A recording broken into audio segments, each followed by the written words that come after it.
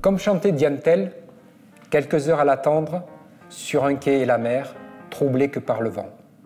Il n'y a pas la mer à Angoulême, par contre il y a de l'attente pour aller voir Casse-tête chinois de Cédric Lapiche. Quand on est réalisateur et qu'on essaye d'avoir un impact, et quand on vérifie qu'effectivement il y a cet impact, c'est le cadeau, quoi. La queue s'allonge quasiment jusqu'à la gare d'Angoulême. Et ce soir-là, près de 700 personnes vont être refoulées. Marie-France et Dominique vont devoir négocier, pied à pied, avec le CGR, pour obtenir l'ouverture d'encore plus de salles. Les gens étaient tellement bienveillants, chaleureux, enthousiastes, c'était un souvenir inoubliable. Quand les stars sont là, les gens se pressent. Daddy Moon, pour ce film au nom imprononçable, celui d'un volcan islandais. Belle et Sébastien, de Nicolas Vanier. Le film arrive à Angoulême, tout juste monté.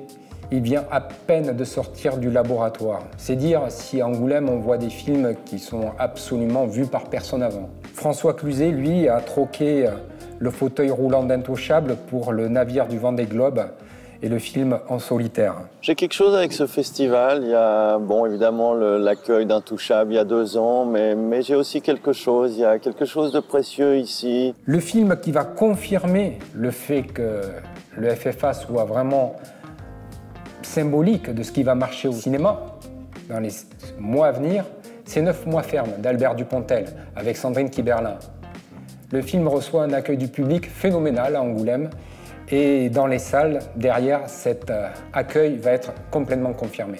Je suis très admiratif des organisateurs de ce festival parce que transformer la ville d'Angoulême assez paisible, ma foi, avec ce bouillonnement de spectateurs, c'est assez impressionnant. L'an dernier, le jury était composé d'un président et de 8 jurés féminines. Cette année, on inverse les rôles.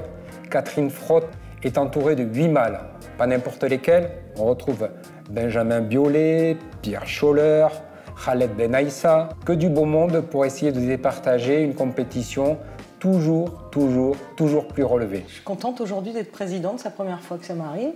Donc voilà, c'est très sérieux. J'ai un très bon jury avec moi, que des hommes. Le Québec, lui, est le pays invité cette année. C'était logique, normal. C'est à Gatineau, au Québec, que Marie-France a pêché l'idée du Festival du film francophone. Marie-France était étonnée à l'époque que la francophonie soit fêtée en Belgique, au Québec et pas en France. La France et le Québec, une belle histoire qui dure depuis longtemps et qui s'affiche clairement au Festival d'Angoulême. Samedi soir, le Québec recevait au hall de la capitale charentaise pour célébrer son cinéma. Ces dernières années, le cinéma francophone, le cinéma québécois en plus, il s'exporte très bien. Ça fait 3 ans qu'on va aux Oscars. Ça travaille bien avec Denis Côté a gagné à Berlin. Puis même cette année à Cannes, il y a des cinéastes qui poussent à Montréal, que ce soit Sarah préfère la course avec Chloé Robichaud, Sébastien Pilote, tout ça. Il y a une jeunesse qui existe. Et on a aussi un côté très américain, donc beaucoup plus, je dirais, émotif, direct. Ouais, c'est moins cérébral des fois. C'est moins cérébral peut-être, c'est plus émotif. Par rapport à la population, le petit peuple qu'on est, on a des réalisateurs très intéressants et je trouve ça formidable qu'ils soient mis en valeur par un festival comme le Festival d'Angoulême. Le Québec va permettre aux festivaliers, à l'ensemble des autorités locales, de faire connaissance avec Maka Koto, ministre de la Culture du Québec, mais aussi comédien. On l'a vu dans quelques films. Le plus récent, c'était Un dimanche à Kigali. Le plus ancien, Marche à l'ombre. Angoulême est un acteur qui va prendre de plus en plus d'ampleur quant à sa présence au Québec. Pour le Focus, c'est Régis Varnier qui est mis à l'honneur cette année. Pour assister donc à la projection d'Indochine, merci d'accueillir Régis Varnier. Je n'avais jamais quitté l'Indochine. Nous vivions en paix et dans l'illusion.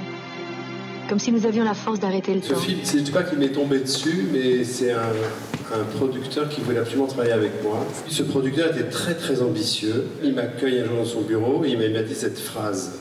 Je n'invente rien. Il m'a dit, je vais faire avec vous un film de 3 heures. Ça coûtera 115 millions de francs et je veux l'Oscar. Ça fait que 2h40. Ça a coûté 112 millions de francs. Et on a eu l'Oscar.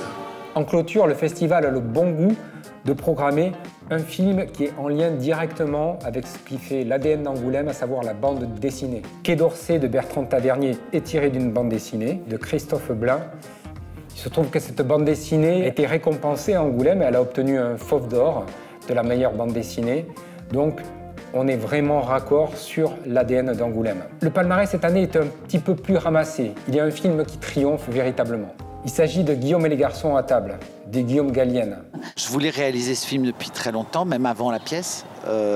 Avant d'en faire une pièce, je pensais déjà au film. Il faut rappeler que Guillaume et les garçons à table, derrière, a obtenu pas moins de 5 Césars.